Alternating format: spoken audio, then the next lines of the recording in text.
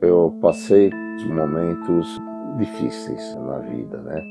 Para quem não conhece a doutrina espírita, não tendo esse consolo, eu acho que é um pouco mais difícil suportar, né? TV Mundo Maior, junto com a RBN, nos mostram o caminho, né? Olha, o caminho é este, mas cabe a nós percorrermos.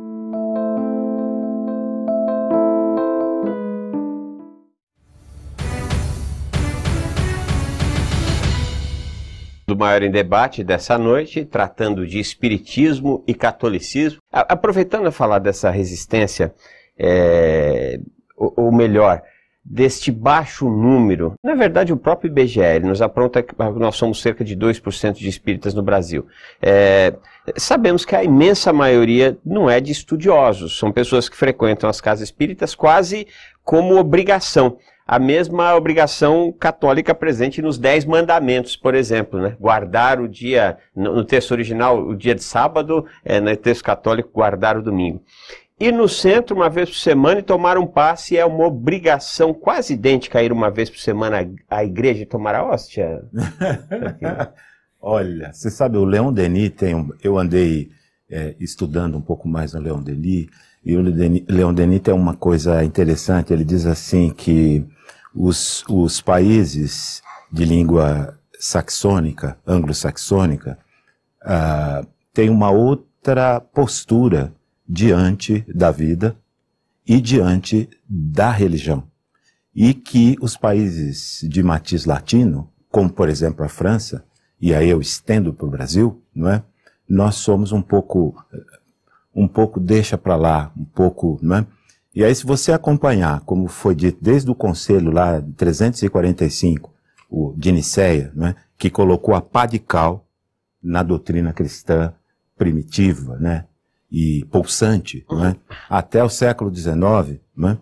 Você tem uma influência da igreja de 19 séculos, e se a gente também pensar que o que chega no Brasil, logo no começo aqui da nossa colonização, já é o cristianismo católico, formando a mentalidade dos homens, dos brasileiros, não é?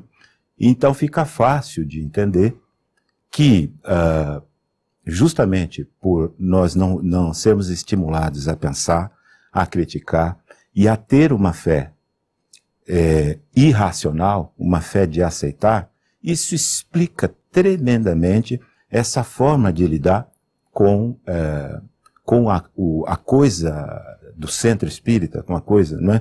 Então eu vou lá e tomo o passe como eu tomo um remédio, como se eu tomasse uma cibalena, não é? Pode ser com mostra, mas e aí acabou, né? Eu escuto um discurso sobre o conhecer a si mesmo, bacana, mas depois eu chego em casa e ligo a televisão, está passando a novela, já era, né? E aí não existe esse compromisso de autotransformação, né? E de assumir a própria... Agora, isso tem origem, não é? Desde Pelágio e Agostinho, porque a gente fala muito bem do Agostinho, mas Agostinho é que inventou essa coisa do pecado original, não é? Infelizmente ele ganhou de Pelágio, que defendia o nosso ponto de vista, né? Mas a gente pode ir até pode ir lá atrás, não é? E aí o que aconteceu foi isso, quer dizer, a crença do brasileiro é a seguinte: pau que nasce torto, morre torto. Essa é a crença do brasileiro. Ninguém vai se modificar, ninguém vai se transformar. E, do ponto de vista teórico, é o seguinte: o homem, Calvino pensava assim, Lutero pensava assim, que era agostiniano, Lutero era agostiniano, né?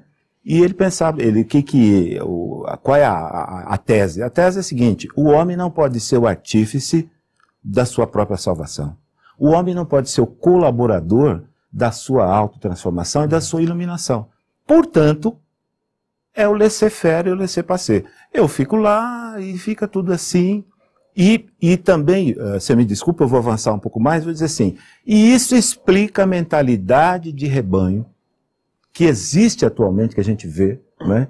nos nossos brasileiros, não é? Que aceitam essas teologias. Até escrevi um negócio sobre isso aí, sobre a teologia da prosperidade, não é? Que é isso, quer dizer, eles aceitam esses caras que aparecem, que na verdade são ilusionistas, né? E que prometem coisas que jamais vão cumprir. Mas o pessoal aceita, e isso se explica também. Infelizmente, a gente tem respeito à Igreja Católica. Sim, claro. Né? Claro. Mas isso se explica pela mentalidade de rebanho que vem nos conduzindo até aqui. Agora, a proposta espírita é outra. A proposta espírita é outra coisa. Agora, assim como no passado, quando vem a mensagem cristã, não é?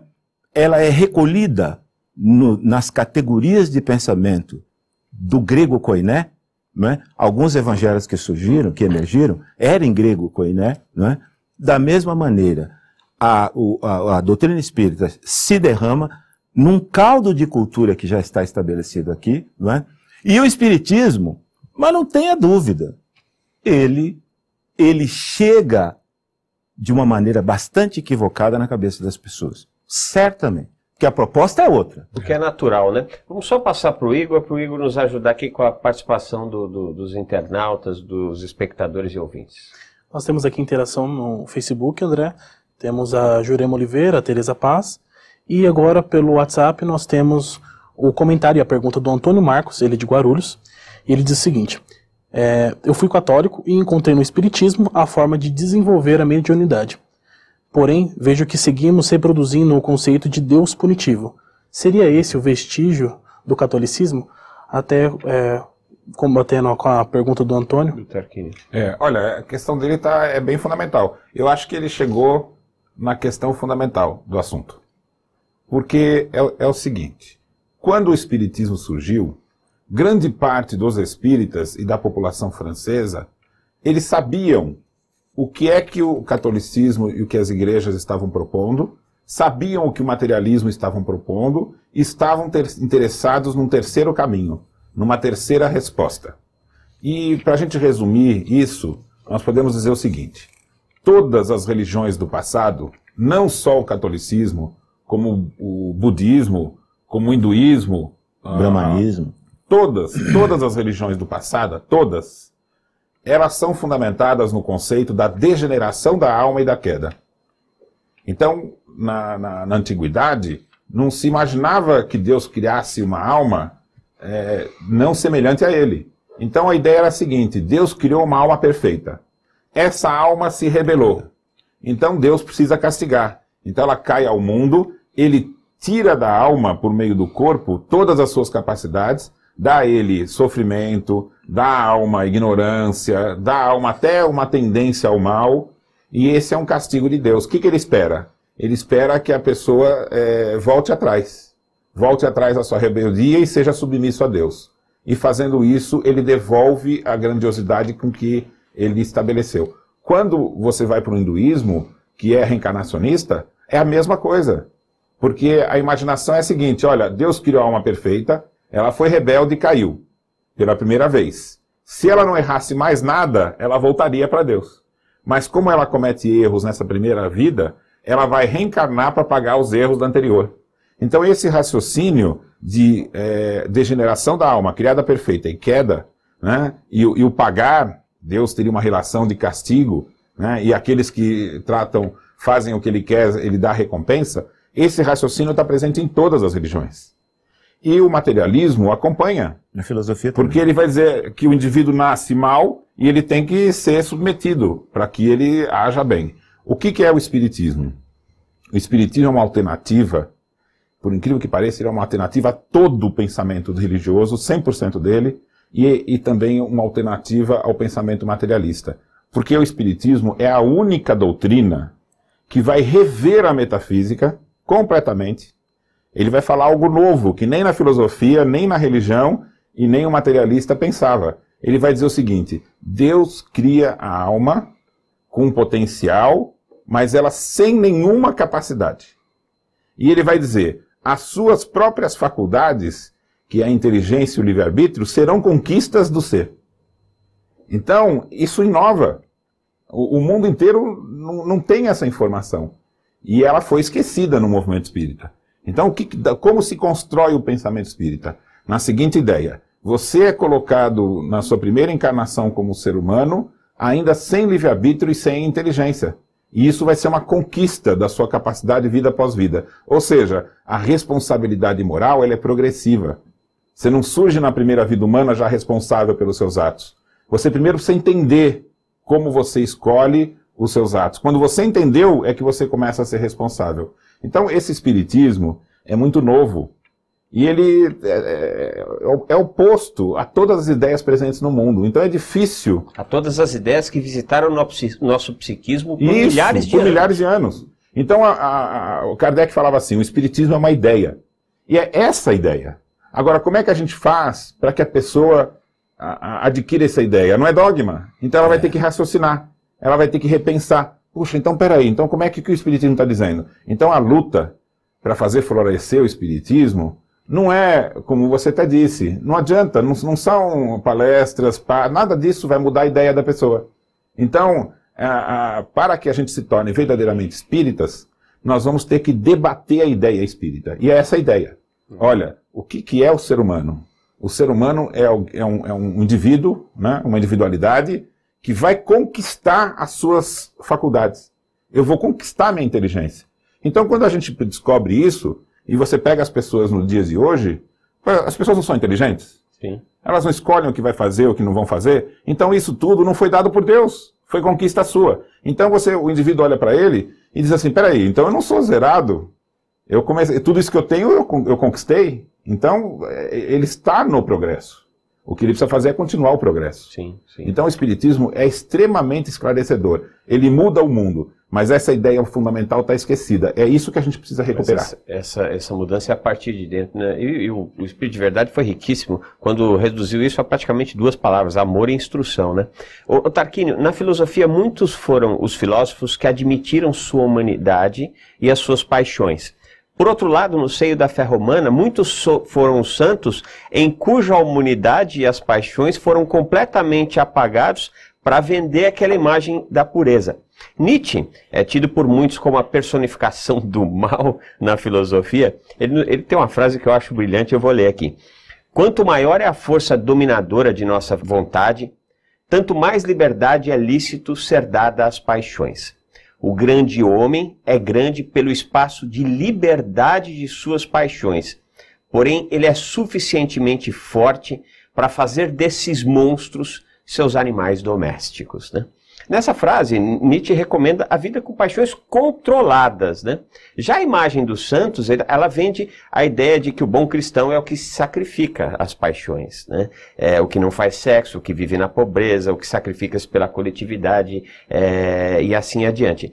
Essa visão de santidade, ela condiz com o espiritismo? Nossa, é uma pergunta psicanalítica, né? No fundo, né? É uma pergunta psicanalítica, né? Tem até um livro do Leonardo Boff, naquela fase mais legal dele e tal, em que ele estuda a questão da mística, né? É um livro sobre misticismo. E aí ele vai colocar na introdução justamente isso, quer dizer, o santo que se inibe, não é? E que pode dar uma zebra danada, né? Segundo Freud, não é? E aquele que, em vez dele, ele trabalha com a sua paixão. A doutrina espírita não endossa, não é? Por exemplo, como houve na história do espiritismo no Brasil, não é? Um momento em que se proibiu, por exemplo, para a pessoa participar de um culto religioso espírita, se abster de sexo, por exemplo. Houve um tempo em que se fez isso, né? Houve um tempo que se fez tudo. Eu me lembro que quando os meus pais frequentavam a Federação Espírita do Estado de São Paulo, quando eu era pequeno, tinha uma caderneta, você lembra disso? Era o confessionário. Para a pessoa escrever o que fez, não fez sexo, se não... Quando o camarada entrava na federação, ele tinha uma caderneta? Ele tinha uma cadernetinha, e lá ele recebia uma caderneta, vou dizer a cor, era vermelha. Muito, então, né? Era vermelha. E aí, eles faziam a confissão do que faziam. E tinha alguém lá que lia e que acompanhava.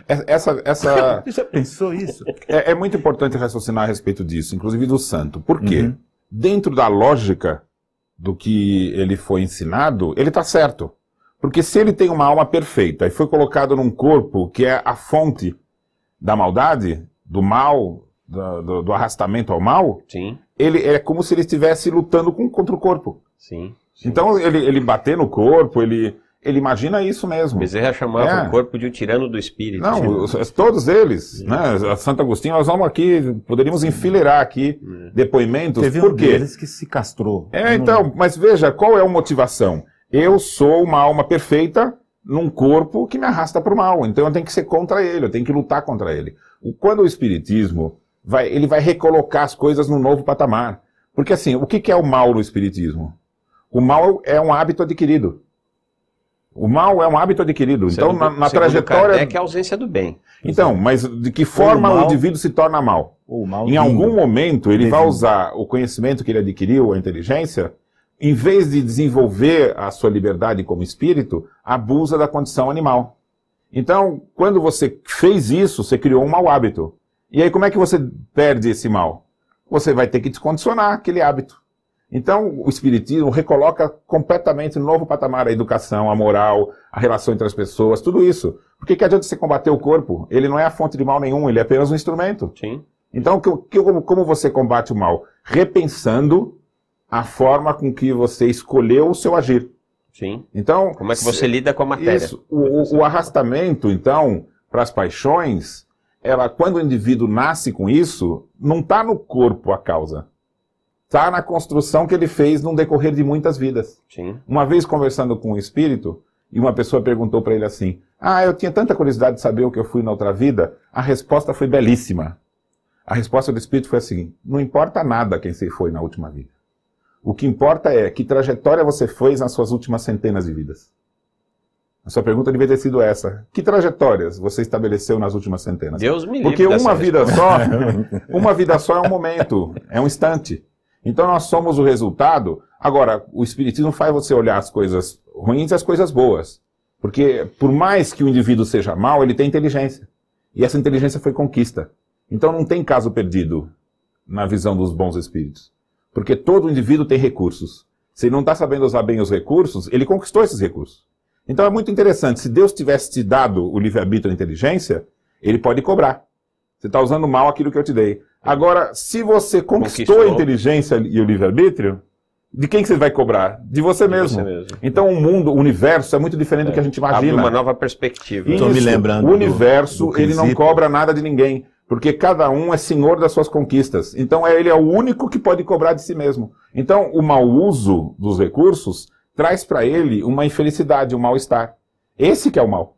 E quando ele faz bom uso dos seus recursos, ele se sente bem e ele compartilha. Isso é felicidade. Então o Espiritismo recoloca a questão em novo patamar. Vamos passar para o Igor. Como é que estão as participações aí, Igor? No Facebook estão belíssimas, tem bastante participação. Eu tenho um comentário agora da Jerusa Lopes Andrade, ela é da Bahia, e ela diz o seguinte: precisamos divulgar o verdadeiro espiritismo.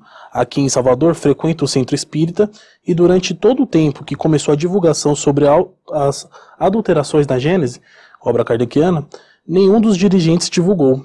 Fico indignada. Ela fez esse comentário e nós temos aqui, digamos, uma provocação no WhatsApp, que é da Lídia Blumenau, ela é de Santa Catarina, e ela disse o seguinte: deixei o movimento espírita, pois acreditamos que viramos uma concha de retalhos. Esquecemos a parte espiritualista e começamos a endeusar Kardec como um santo. Não, veja, nós estamos tendo uma participação aí de 2 pontas, né? Nós estamos 3 pontas, né? Sim. O Brasil inteiro aqui, né? Sim, sim. Mas veja, não existe deixar a doutrina espírita. Não existe isso. Porque então você não conheceu o que é a proposta espírita. Porque a proposta espírita independe de pessoas, né? A adulteração da Gênese é fundamental. Não vai ser mais o mesmo, o movimento espírita, depois dessa descoberta. Por quê? Um dos trechos adulterados, por exemplo, na Gênese, ele diz o seguinte: Kardec, depois de tantos anos pesquisando, ele vai dizer assim: da mesma forma que o espírito desenvolve a inteligência pelo seu esforço, o livre-arbítrio também é uma conquista. Isso foi apagado da Gênese. Então ele disse algo que ninguém tinha pensado antes, que foi o ensinamento dos espíritos. O livre-arbítrio é uma conquista. O espírito humano começa sem livre-arbítrio E ele vai demorar algumas centenas de vidas para conquistar as primeiras condições de livre-arbítrio. Ou seja, o livre-arbítrio é a condição para você ser responsável moralmente pelo que você faz. E se ele é uma conquista, então, a moral é progressiva. A moral não é a mesma para todos. Quanto mais conhecimento você tem, mais responsável você é. Quanto menos conhecimento, menos responsável moralmente você é. Isso muda toda a perspectiva, porque a gente não é responsável por tudo que a gente faz. Então ela tem razão, a Jerusa, que a gente precisa rever o que aconteceu no espiritismo e desviou ele do caminho, e deixar de ser espírita não acontece, porque você só vai deixar de ser espírita se você não conheceu com profundidade qual é a mensagem que ele traz. Porque o espiritismo traz uma ideia que não é sectária, ele não divide. Olha, e o mundo está descobrindo essa ideia. Ser autônomo, né? Respeitar a todos, respeitar a desigualdade, reconhecer que tem pessoas que têm menos conquistas do que outros. Nossa, esse indivíduo é tão inteligente, então ele tem mais tempo. Ele teve mais vidas para ganhar aquela inteligência. Ah, mas o outro não tem, então vamos dar condição e ajudá-lo para que ele conquiste. Então a solidariedade surge quando você olha diferente para as pessoas, né? E quando você vê uma pessoa má, o espiritismo vai pedir para que você olhe para ela como você olha para um doente. Olha, ele não está sabendo usar suas faculdades e precisa ser ajudado, né? Se ele está numa maldade, numa forma muito errada de se relacionar com os outros, ele tem que ser mantido fora da sociedade. Mas o que a gente tem que oferecer a ele é um novo olhar, porque na verdade ele é um grande revoltado. Ele está vivenciando, ele olha para a sociedade, se acha desprestigiado e ele fica com uma revolta com relação a isso, né? E se você disser para ele assim, olha, você não tem só essa vida, e se você ajudar a construir um mundo melhor, você vai participar desse mundo melhor mais à frente, é a solução. Então o materialismo impede da gente dar a resposta correta para aqueles que não estão acreditando nesse mundo e estão caindo na revolta. Bom, o mundo maior, o assunto é fascinante, né? Nós poderíamos ficar aqui, sem dúvida nenhuma, a noite inteira dialogando, debatendo sobre o tema. Mas nós vamos fazer um breve intervalo, já retornamos ao Mundo Maior em Debate essa noite, tratando de espiritismo e catolicismo. Não foge não, a gente já volta.